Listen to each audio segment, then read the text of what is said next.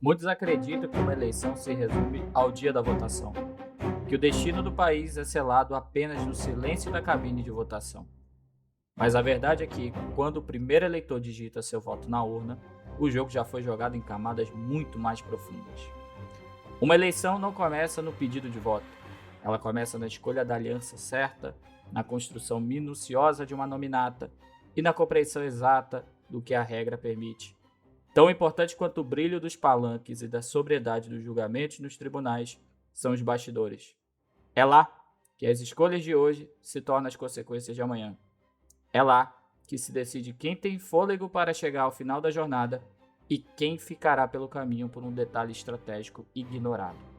Eu sou Pedro Henrique Abreu, advogado eleitoralista, e essa é a Tribuna e o Poder.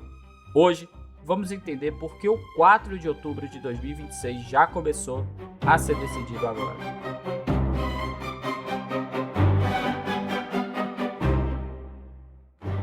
A população brasileira já está a compasso de espera para decidir o seu destino.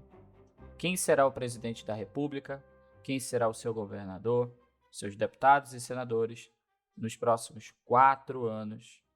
Bem verdade, por mais que muitas pessoas dizem eu odeio política, é salutar estar atento à política. E política se faz todos os dias, desde o alô que você dá ao porteiro antes de sair de casa para ir para o trabalho, até mesmo as relações profissionais, institucionais, que são necessárias e que são oportunas para o futuro, para o dia a dia, para o bom tratamento ou para a estratégia que se predispõe a fazer. Então, mesmo que você não goste de política, você é curioso à política. As pessoas são curiosas à política, a querer saber os próximos passos, o que as pessoas pensam, falam, as alianças e as rupturas. E aqui eu faço minha apresentação. E como eu me encaixo dentro desse xadrez? Que tipo de peça que eu sou? Como eu disse, meu nome é Pedro Henrique Abreu. Eu sempre me interessei por política desde que eu me dou por gente. Não sou de família de políticos, nem de jornalistas, nem mesmo de advogados. Eu sou o primeiro da minha família. Mas sempre me interessei por política, sempre me interessei pelo poder público. Não por uma questão de um dia querer ser um concursado, nada disso. É justamente por querer entender em que ponto do país, em que ponto da minha região eu me encaixo e como fazer a diferença, como ser alguém melhor. E na minha construção profissional e pessoal, eu já entendi que fazer parte do que acontece dentro da política e dentro de uma gestão pública é essencial para as nossas consequências e para o nosso futuro. E dentro dessa construção profissional, sou um advogado formado, especialista em direito eleitoral, direito público, direito municipal, e minha formação ela é parecida com de muitos outros profissionais. Meu diferencial acaba sendo o olhar e análise estratégica de como eu vejo o futuro, como eu analiso o presente e como o passado pode nos ensinar muita coisa. E aqui você vai perceber desde esse primeiro episódio. Os bastidores de uma política e da formação das opiniões, das decisões, elas são fundamentais para que percebam como existe uma estrutura, como ela se organiza, como são as lideranças e por que essas lideranças existem, qual a origem que ela se deu em cada momento e região do nosso país. Pois bem, sem mais delongas, vamos começar a trazer os pontos que vamos abordar e desenvolver no nosso primeiro podcast. Primeira coisa, esse primeiro podcast ele será um laboratório para os próximos, sem dúvida nenhuma. A ideia é que seja uma audição dinâmica, que não seja uma aula, mas que você saia de cada episódio com conteúdo e com algum ensinamento. Diante disso, vamos falar e tentar responder o que nos espera para as eleições de 2026, as eleições gerais, em que iremos definir quem serão os nossos governadores e seus vices, deputados, senadores e quem será o presidente da República e o vice-presidente nos próximos 4 anos.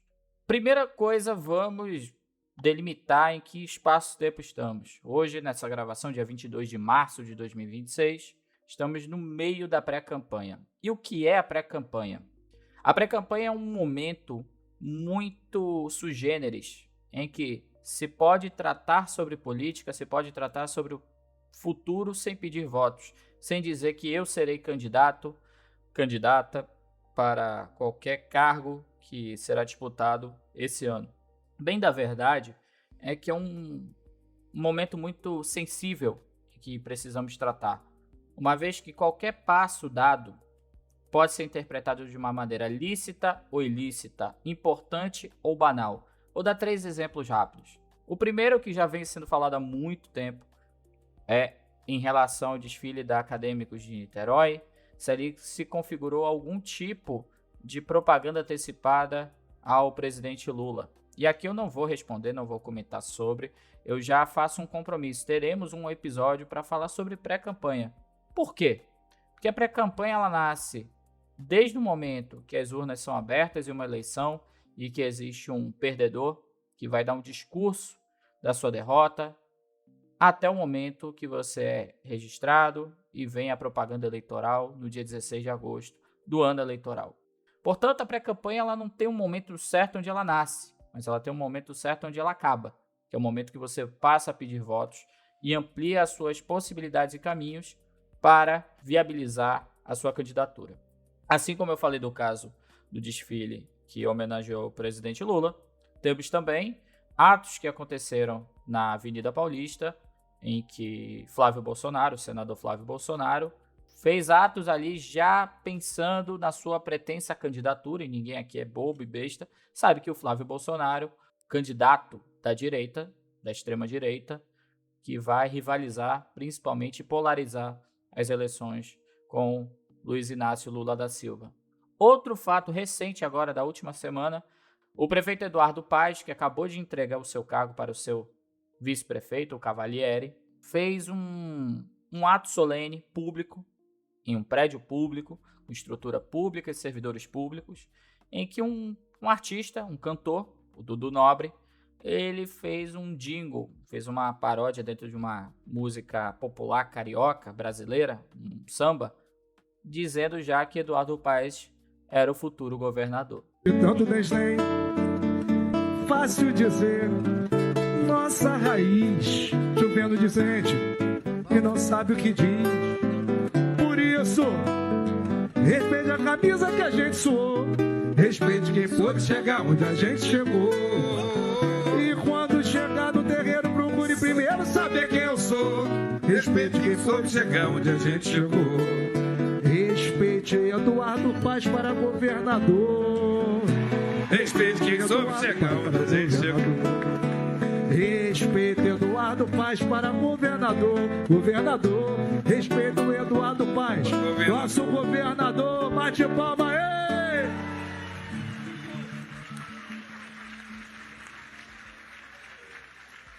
O presidente do Tribunal Regional Eleitoral viu que eu não tenho nenhuma responsabilidade. O crime foi do Dudu Nobre, não do Dudu Paes. Pelo amor de Deus. Foi tudo no improviso, hein? Perdoe-me.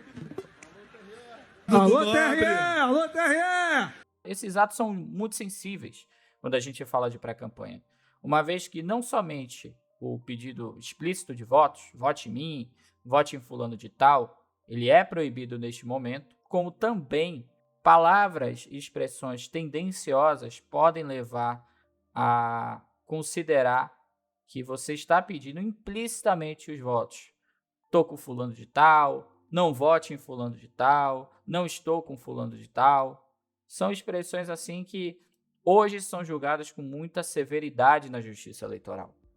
E dentro dessa perspectiva, a pré-campanha é um momento muito sensível. Mas o que pode ser feito? O que pode ser feito é participar de encontros ou mesmo fazer esses encontros, participar de entrevistas, podcasts, com o intuito de você construir as suas alianças, trazer a sua visão de mundo, trazer a sua biografia, trazer a sua perspectiva de política para o futuro, sem expressar que você é um candidato, que você tem um número, que você tem um partido,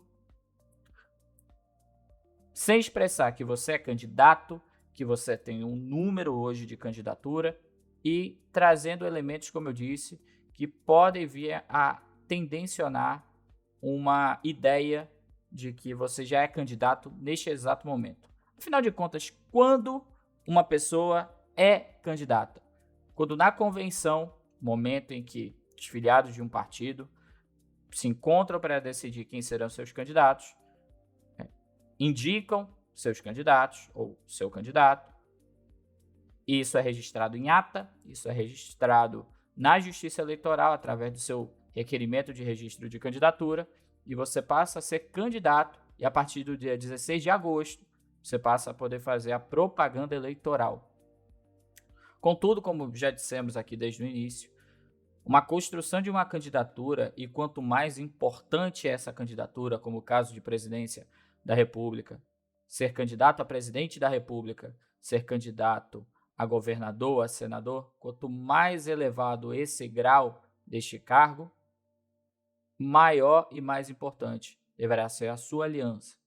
Afinal, muitas consequências existem para você estar sendo alçado a este nível de candidatura e não outras pessoas dentro do seu partido, dentro da sua federação partidária, que iremos falar a respeito também em outro episódio. Temos muitas ideias aqui que serão desenvolvidas nos próximos episódios. Pois bem, estamos no momento de pré-campanha, como também estamos num momento muito sensível de janela partidária, onde deputados estaduais, federais e distritais têm a possibilidade, sem a perda do cargo, de trocar de partido.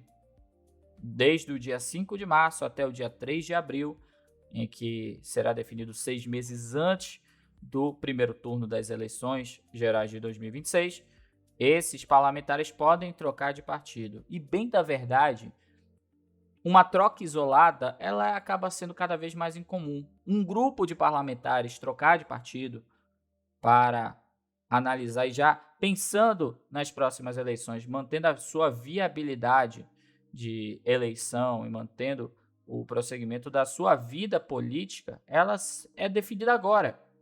Então, para além de um deputado, um grupo de deputados, junto com um potencial candidato a vice-governador, eles já pensam em fazer uma mudança de legenda, justamente pensando nos próximos passos. Afinal, o tempo é muito curto e muito rápido. Uma eleição acontece em 45 dias a partir do momento do início da propaganda, e cada segundo conta, a verdade seja dita. Tanto é que, para mim, advogado eleitoralista, a partir do momento que a campanha está na rua, os prazos deixam de ser contados em dias úteis, eles passam a ser contados em dias corridos e até mesmo horas. Então, cada hora é importantíssima na vida política e, é claro, na vida jurídica. Bom, estabelecidos os marcos aqui de pré-campanha e de janela partidária, vamos analisar aqui o que podemos esperar para as eleições de 2026, em que já analisamos uma manutenção da polarização da política brasileira quando a gente fala do cargo de presidente da República. Teremos um novo embate de Lula versus Bolsonaro, só que agora é Lula versus Flávio Bolsonaro, que vai pegar este grupo de apoiadores, essa base eleitoral, para alçar ao cargo de presidente da República. Fato é, dado esse xadrez, um ponto previsível que temos é um lado e o outro. Essa questão de terceira alternativa ela é muito perigosa quando a gente analisa a política, uma vez que ser uma terceira via você pode ser completamente ignorado. Lembramos muito bem na última eleição em que diversos votos foram dados a Lula e a Jair Bolsonaro, justamente para não ter essa sensação de desperdiçar o voto.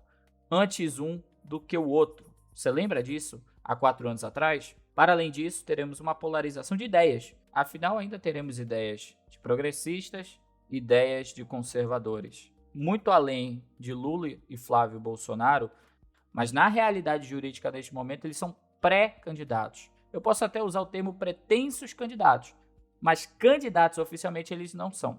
Dito isso, temos alguns players que vão movimentar a base de voto de cada um dos pretensos candidatos. Eu falo de Nicolas Ferreira, eu falo de Érica Hilton, E eu falo de diversos outros nomes e personalidades políticas que vão ajudar a estruturar e consolidar cada uma dessas candidaturas. E é muito importante dizer isso porque daqui a pouco são a definição e a renovação das lideranças de cada um desses polos. Uma vez que Lula já está com uma idade avançada e é difícil pensar em Lula descansar 4 anos caso ele seja reeleito e depois voltar para um 5º mandato, né? Ele teria a idade muito avançada. Ao mesmo tempo, uma vez que se Lula vencer, coloca em xeque a longevidade do bolsonarismo como uma ideia que pode vir a alcançar votos lá na frente, né? Não estou dizendo que a direita vai perder sua força no Brasil. Eu não acredito nisso.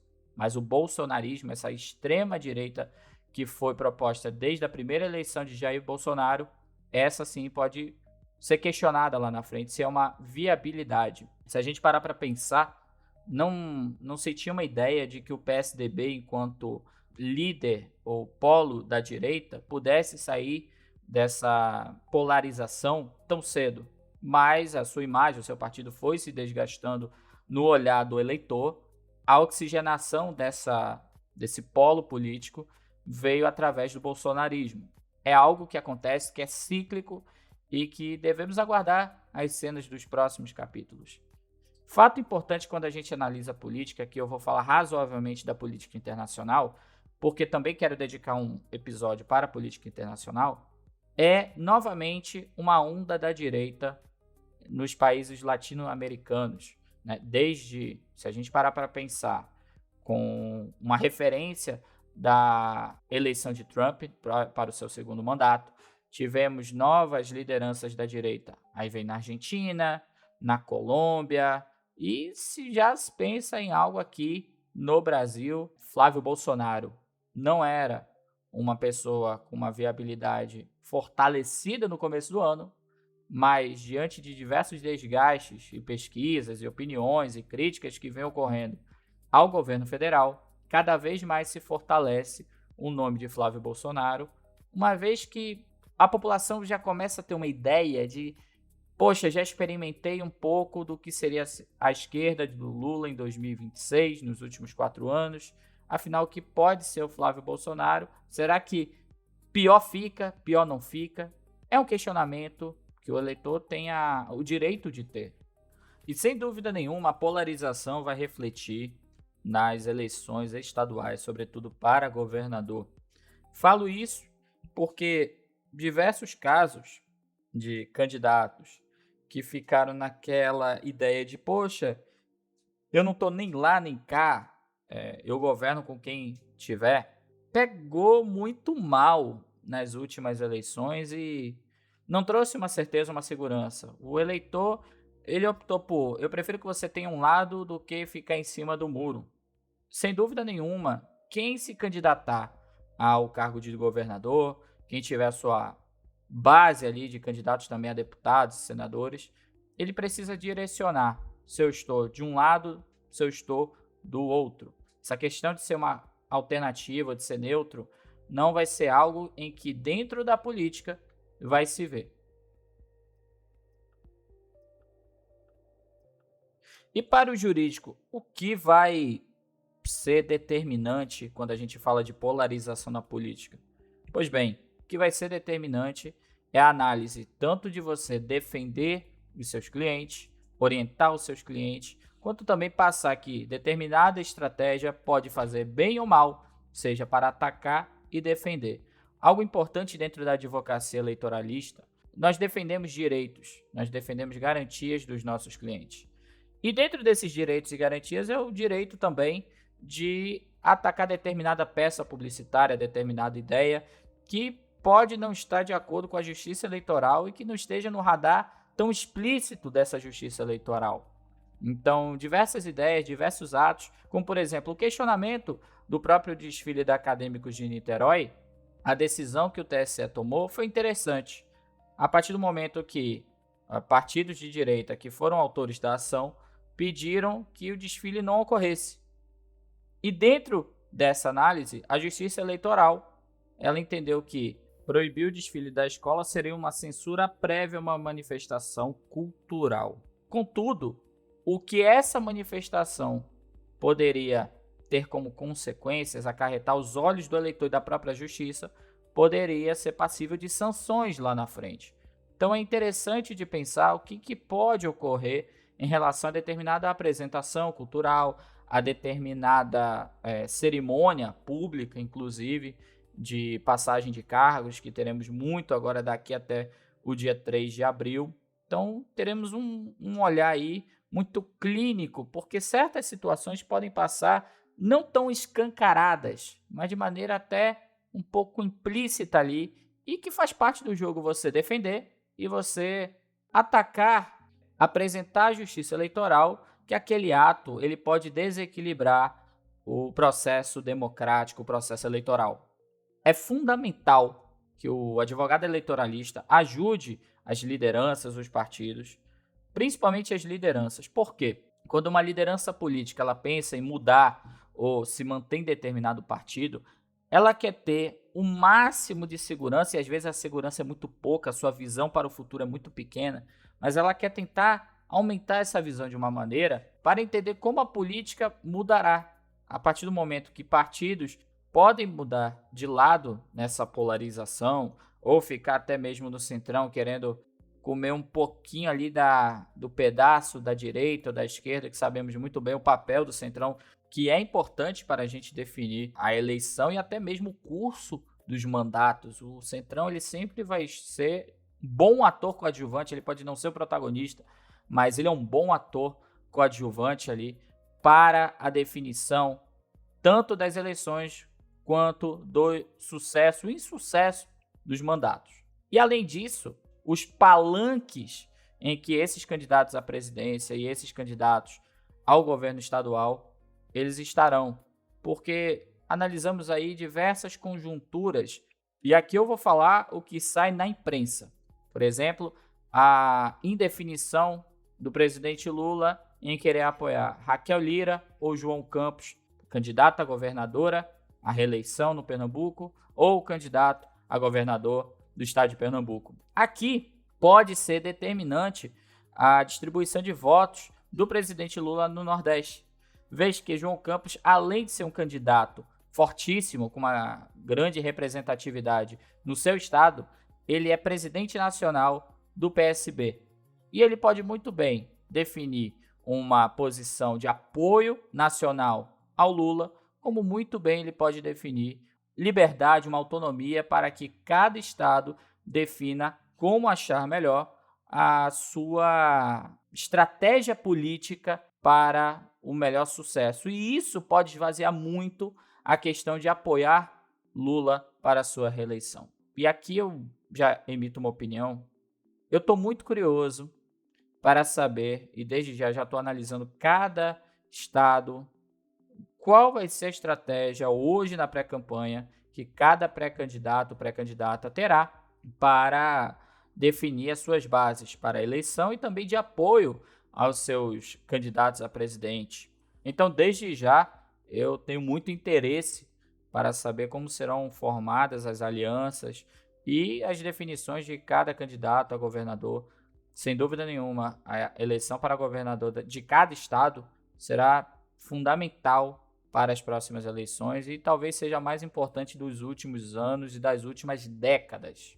Bom, e para a próxima eleição também, importante dizer que as alianças elas terão consequências cada vez mais fundamentais. E aqui eu vou falar um papel muito importante das federações partidárias.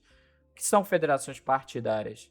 Diferente das coligações, as coligações elas são alianças temporárias que elas nascem e morrem durante a campanha eleitoral. As federações partidárias são um conjunto de partidos políticos, 2 ou mais, que possuem o compromisso, primeiro uma premissa, um espectro ideológico para estarem juntos e um compromisso que vai além das eleições, diferente da coligação.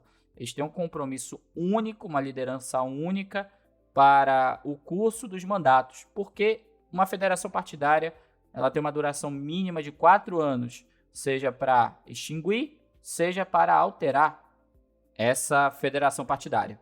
Digo isso porque nos últimos tempos nós tivemos importantes notícias e até mesmo decisão acerca da federação partidária. Primeiro, que o STF, recentemente em uma ADIM, consagrou a validade constitucional da federação partidária, como também trouxe a possibilidade de federações que se uniram em 2022 fazer ajustes antes do tempo de 4 anos, uma modulação dos efeitos da decisão, justamente por ainda engatinhar em relação a este instituto dentro da seara eleitoral.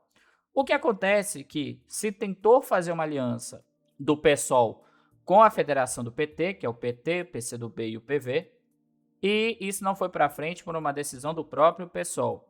E o grupo político, hoje liderado por Guilherme Boulos, dentro do PSOL, tinha essa vontade de se aliançar com o PT, saindo da sua federação que hoje o PSOL tem com a Rede, e ser o 4º membro da federação do PT, que é a Federação Brasil da Esperança. Isso não ocorreu, e já se fala nos bastidores que tanto Guilherme Boulos quanto Érica Hilton e alguns outros players ali que participam e que são filiados do PSOL, eles podem migrar para o Partido dos Trabalhadores muito em breve. E até quando isso pode acontecer? 6 meses antes da eleição, como eu disse, né? Tanto Guilherme Boulos quanto Érica Hilton são deputados federais pelo PSOL, eles têm até o dia 3 de abril para fazer essa alteração. Pois bem, para além disso, em breve teremos o julgamento aí da federação, porque toda federação, para ela ter sua validade dentro da justiça eleitoral, e é claro, dentro da política e dentro das eleições, ela precisa passar por um julgamento confirmando a sua validade, o seu estatuto. Na justiça eleitoral, o TSE faz esse julgamento, e quando uma federação partidária ela é construída, ela tem validade em todo o território nacional. E teremos agora a União Progressista, que é a aliança do União Brasil com o Partido Progressistas, né, o PP, que ficarão juntos por no mínimo 4 anos. E quando eu falo no mínimo 4 anos, vai ter consequências no mínimo dessa eleição de 2026 e da eleição de 2028, as eleições municipais. Só para se ter uma ideia, a iminente Federação União Progressista formará a maior bancada do Congresso Nacional ainda em 2025, tendo um impacto de 109 deputados e cerca de 14 senadores, sendo uma força independente, né, do Centrão, seja de oposição hoje ao governo Lula, mas por ser Centrão pode não ser tanto essa oposição ao governo Lula. O xadrez está sendo jogado para isso. Fora a quantidade incrível de prefeitos que tem. Hoje a soma desses partidos que formarão a União Progressista será mais de 1.300 prefeitos no Brasil inteiro. Isso é um número muito impactante e que, sem dúvida nenhuma, terá consequências tanto na eleição geral quanto na eleição municipal daqui a 2 anos. E o que é curioso na federação partidária é diferente da coligação. Na coligação, poderá um partido, vamos supor, um partido até que já se fala muito nessa construção, o PSD, ele tem hoje um apoio forte ao governo Lula no Nordeste, sobretudo na Bahia, através do senador Otto Alencar, porém ele caminha na direita no Centro-Oeste, Sudeste e Sul. Tanto é que temos hoje 3 pré-candidatos que fazem oposição a Lula: Ratinho Júnior, do Paraná, Eduardo Leite, do Rio Grande do Sul, e Ronaldo Caiado, de Goiás. Então, dentro dessa construção e na construção até estadual, poderá, numa coligação, o PSD fazer alianças na esquerda na Bahia, alianças de direita no Paraná, no Rio Grande do Sul, em Goiás, e como bem entender em diversos outros estados. Numa federação, é diferente como a banda toca. Se temos uma federação hoje, como a nova federação vai ter, a União Progressista, que hoje é algo mais de centrão, com espectro até, uma tendência até para a direita, mas poderá o União Brasil fazer alianças para a direita, para a esquerda, desde que unidos ao progressistas. Não poderá em determinado estado, vou falar um aqui, Minas Gerais, União Brasil, caminhar com a direita e o progressistas caminhar com a esquerda. Aquela aliança, até mesmo incluir dentro de uma coligação União Brasil, ele pode se incluir dentro da coligação da direita, seja ela qual for, e o progressistas deverá caminhar juntos. Tanto é que a convenção feita, não existe uma convenção separada do União com o PP a partir do momento que essa federação se formar. Será uma convenção só em que ambos os filiados dos partidos federados, eles deverão definir quem eles devem apoiar, se eles querem apoiar alguém, e quais serão seus candidatos. Bom, começamos a falar da parte jurídica já, de maneira prática. Aqui é evitar o máximo do juridiquês. Aqui não se trata de um podcast somente para a comunidade jurídica, aqui é para todas as pessoas que se interessam por política e querem aprender como as regras são aplicadas. Que fique bem claro, aqui não teremos uma construção de um podcast, de um episódio, ou até mesmo de ideias voltadas a um lado ou ao outro. Então, se você acha que eu estou falando mais um discurso da direita, esteja enganado, como também quem pensa que eu estou fazendo um discurso mais da esquerda. Eu vou falar dos dois lados, não há uma proposta de querer criticar, querer falar mal de qualquer um dos lados ou querer apoiar um dos lados. Possa ser que em virtude de alguma construção, e eu sempre vou justificar, que eu dê méritos a alguma ideia. Mas a proposta aqui é que nós, tanto eu, que vou estar no podcast, quanto vocês, que estarão nos comentários e até por e-mail, em breve a gente vai ter nossa caixinha de mensagem para vocês mandarem, a gente lê antes do episódio que será publicado, a gente comentar o episódio anterior, coisas anteriores, que se tem uma ideia que a gente vai falar de política, como ela tem que ser falada, mais do tabuleiro do que das peças da política. As peças elas vão ilustrar a ideia e a realidade que a gente tem e terá nas eleições e toda a jornada política daqui por diante, tá certo? Estou falando tudo isso porque vamos agora falar das consequências jurídicas que teremos nas eleições. Por quê? Outra novidade que nós, advogados eleitoralistas, já estamos até aguardando há muito tempo, é a publicação das novas resoluções do Tribunal Superior Eleitoral. Para vocês terem uma ideia, para quem não conhece, todo ano eleitoral, o Tribunal Superior Eleitoral, o TSE, faz uma edição de resoluções em que regula como se dará aquela novidade dentro do contexto do processo eleitoral, tentando manter o máximo possível a lisura do processo democrático. Fato é que o Tribunal Superior Eleitoral ele acaba editando normas que vão além da sua competência, né? Afinal, o Legislativo detém essa competência, mas que vão aí acompanhando todas as novidades em relação à política e ao processo eleitoral. Falo isso porque as legislações eleitorais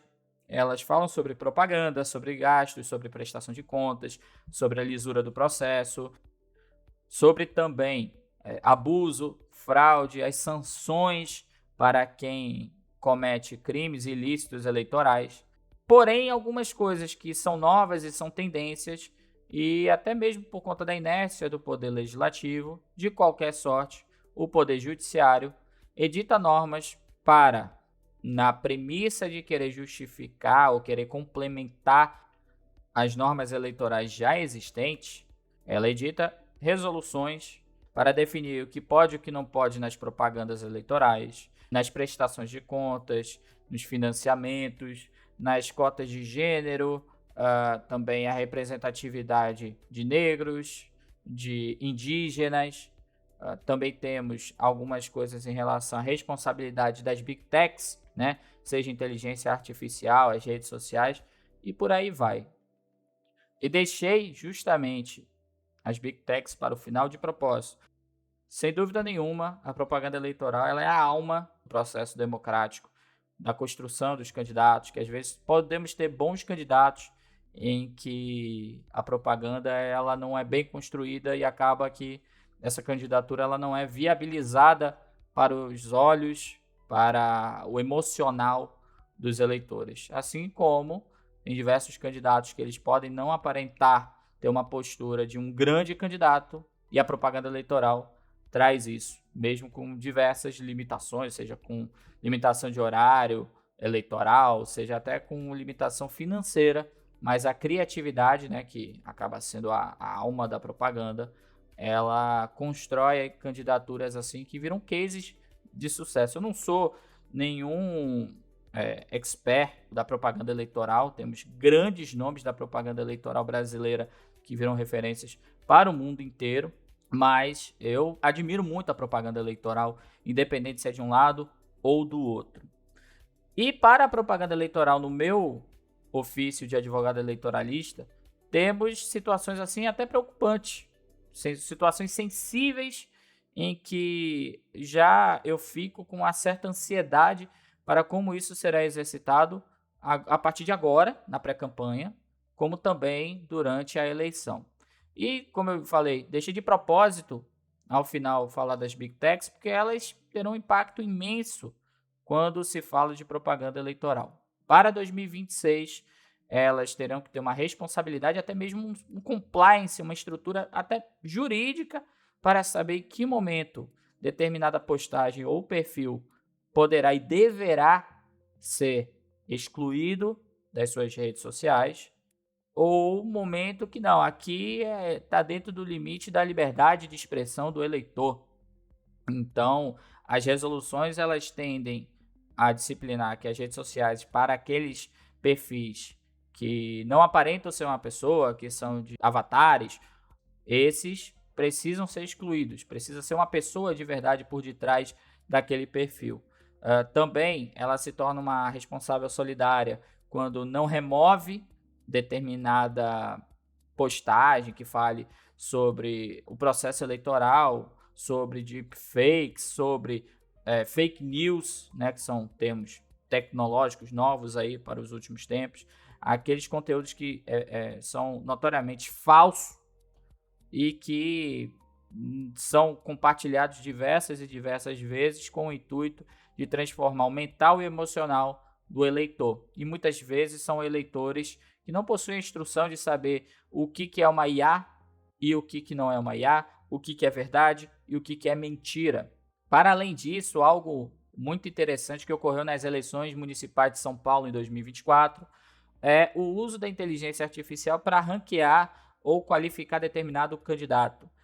Em 2024, uma plataforma de inteligência artificial trouxe, quando um usuário da sua plataforma perguntava quem é Guilherme Boulos, quem é Tabata Amaral, informações não tão precisas e não tão construídas ou bem construídas, diferente de quando trouxe um opinativo sobre o atual prefeito de São Paulo, Ricardo Nunes, o Pablo Marçal e José Luiz da Atena. Então, a proposta da resolução de propaganda que veio neste ano, a novidade deste ano, se dá que as Big Techs elas precisam regular bem aí o seu funcionamento e não trazer qualquer tipo de tendência ou desequilíbrio, né, na hora que o eleitor pergunta quem é o melhor candidato ou quem é fulano de tal, né, já pensando para as eleições de 2026. É algo assim que as Big Techs vão precisar ter bastante cuidado, como também regular bem o seu jurídico para que, quando uma decisão judicial queira excluir uma postagem ou um perfil das redes sociais, ela precisa ser cumprida dentro do prazo estipulado pela decisão. E aí é algo muito importante, uma vez que essas determinações judiciais elas começam a ocorrer, precisa o quanto antes remover para não ter consequências para elas, uma vez que a resolução já traz a responsabilidade solidária, ou seja, a Big Tech ela será tão responsável e terá sanção tanto quanto aquele que postou. Então é algo muito preocupante. Para candidatos, para partidos, para lideranças que pretendem organizar os seus partidos, suas coligações para as eleições de 2026, uma coisa muito importante é documentar tudo. é documentar cada passo, cada peça publicitária, cada ato de campanha. Uma vez que, também novidade na resolução de propaganda, qualquer coisa relacionada à inteligência artificial, por exemplo, em que se pré-julgue, se tenha uma razoabilidade de que aquilo foi uma inteligência artificial mal aplicada no contexto da propaganda eleitoral, poderá o juiz motivadamente inverter o ônus da prova, ou seja, aquele que está sendo atacado, a coligação partido atacado, deverá provar quais os ajustes, quais as correções de maquiagem, de olho, de iluminação, que tipo de inteligência artificial está sendo aplicada naquela peça publicitária e que não está violando a norma eleitoral. Então, é algo que a próprio time de propaganda, que está administrando ali cada peça publicitária, precisa documentar tudo. Sem dúvida nenhuma, essa vai ser a eleição em que o marketing e o jurídico precisam caminhar lado a lado e de bem, sem dúvida nenhuma. Não poderá o jurídico, o time de propaganda, o time do marketing, querer brigar toda hora por causa de determinada peça. Se tem até uma forma de se pensar do jurídico, que o jurídico está lá para proibir o que o marketing tenta criar, e na verdade não. O jurídico está lá para garantir que o marketing explore cada vez mais as suas ideias de maneira lícita, porque cada erro do marketing que viole a lei traz o prejuízo à candidatura. E 45 dias de uma candidatura de pedido de votos é cruel, é inevitável, cada hora, inclusive. Uma vez que, quando se faz uma assessoria jurídica de um candidato, de uma coligação, os principais cargos que tem uma eleição, por exemplo, no horário eleitoral gratuito, no bloco da tarde, a partir do momento que a oposição traz uma peça publicitária que possa violar a lei eleitoral e que seja passível de remoção, o jurídico ele tem o dever de requerer a remoção daquela peça publicitária, uma vez que está violando a lei eleitoral. Do outro lado, o jurídico da oposição ele terá também o seu compromisso de defender o seu candidato, a sua coligação, também analisando se aquela peça publicitária, quando for retransmitida, seja à noite ou seja nos próximos dias, que é o que acontece comumente na propaganda de TV e rádio e até na internet, ela de fato está violando algo em que não foi alinhado entre o marketing e o jurídico, e para isso, já prevenindo, trazendo ideias, trazendo soluções para que, olha, isso daqui está errado, precisamos garantir que o candidato não tenha o seu tempo suprimido, porque sanções ocorrem ao longo do processo eleitoral, e eu já vi candidato a governador em que no começo da campanha violou a lei eleitoral e perdeu até 2 semanas de tempo de TV, e que foi fundamental para impactar a sua imagem para o eleitor de até sumido da TV, do rádio, e não pôde apresentar as suas ideias, as suas propostas, enquanto que a oposição teve muito tempo para fazer tais ações. E aqui já próximo de finalizar, porque eu quero fazer um episódio também voltado só para propaganda eleitoral, é um questionamento sobre as eleições de 2026. A inteligência artificial ela será mais impactante do que foi nas outras eleições? Tivemos aquela situação de uma IA que ela foi evoluindo cada vez mais em relação à construção de vídeos, de fotos, de alteração de imagens, até mesmo de voz. Às vezes um áudio construído com a voz de um determinado candidato, ele traz um impacto fundamental para o processo eleitoral. Tivemos isso na Argentina, tivemos isso nos Estados Unidos, tivemos isso já em eleições municipais aqui no Brasil. Então a gente precisa entender se a inteligência artificial está mais desenvolvida como ela de fato está e qual será o impacto dela, porque muitas vezes a inteligência artificial é utilizada para memes, para fazer graça. Mas e agora? Ela já tem um papel fundamental para a construção não somente de mudar certas ideias e certas projeções de candidatos e partidos que podem ser considerados pequenos e aos olhos do eleitor vão parecer que não são, ou será que teremos aí cada vez mais um eleitor educado às novas tecnologias e, por mais avançadas que elas estejam, teremos ali uma análise profunda e certa de que, olha, aqui é uma IA e isso não representa tanto a verdade quanto possa parecer. O que a Justiça Eleitoral ela quer é que a IA contribua e até mesmo barateie a propaganda eleitoral para trazer uma construção bonita, eficaz daquele candidato. Ele não quer trazer a mentira, ele não quer trazer a manipulação, ele não quer trazer a fake news contra um ataque de um candidato para o outro, ou de coisas que simplesmente possam não existir, ou que sejam até utópicos para o país ou para o Estado. Então, desde já, eu quero trazer aqui pontos importantes para você acompanhar agora, depois de ouvir esse episódio, que é quais serão os próximos gestores que abrirão mão de seus cargos públicos, e aqui eu já deixo até um nome, que seria o de João Campos, que deverá sair da Prefeitura de Recife para se desincompatibilizar e ser candidato ao governo de Pernambuco. Quais serão esses nomes que estarão na política, né? Quais mudarão de partido nos próximos dias até o dia 3 de abril? E como se dará essa polarização e até mesmo os atos de pré-campanha dos futuros candidatos, tá certo? Desde já, eu agradeço a sua atenção se você ficou até aqui. Meu muito obrigado para esse primeiro episódio da Tribuna e o Poder, em que, pelo próprio nome, ela tende a falar e abordar sobre fatos jurídicos e fatos políticos, sem expressar qualquer tipo de adoração, predileção ou até mesmo ódio a qualquer candidato ou candidata. Meu muito obrigado para você que ouviu até agora. Já também adianto que o próximo episódio eu vou falar de pré-campanha, trazer o que se tem de mais comum durante a pré-campanha e vamos analisar qualquer fato fundamental político que possa impactar dentro do processo democrático será analisado de maneira célere aqui no nosso podcast. Muito obrigado e até a próxima.